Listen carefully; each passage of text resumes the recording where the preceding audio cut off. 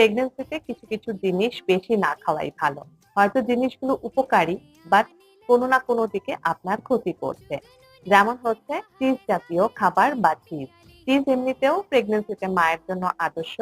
But আপনি যদি অনেক বেশি চিজ খান প্রতিদিন, তাহলে এটা যেমন আপনার ওয়েট বাড়াবে, অনেক সময় লিভারের সমস্যা করে, অনেক সময় ডাইজেশনেরও সমস্যা করে। চিজ বেশি খেলে ২-৩ দিন হয়তো আপনার ঠিক করে খাবার খেতেই ইচ্ছে করবে না। এছাড়াও হচ্ছে ভিটামিন সি সমৃদ্ধ খাবার। ভিটামিন সি সমৃদ্ধ খাবার তো অবশ্যই ভালো। কিন্তু তাই বলে অনেক বেশি মোসাম্বির জুস, কমলা লেবুর রস বা লেবু শরবত যদি অনেক বেশি খেয়ে নেই, তার থেকে অ্যাসিডিটির সমস্যা হতে পারে। নেক্সট যেটা হচ্ছে চিনি জাতীয় খাবার বা খুব বেশি মিষ্টি। মিষ্টি মায়ের দেহে দরকার, বাট খুব বেশি খেলে জেস্টেশনাল ডায়াবেটিস বা ডায়াবেটিস হওয়ার চান্সেস থাকতে পারে। আপনার ওজনও বাড়িয়ে ফেলতে পারে। প্রয়োজনের অতিরিক্ত এই খাবারগুলো একদমই খাবেন না।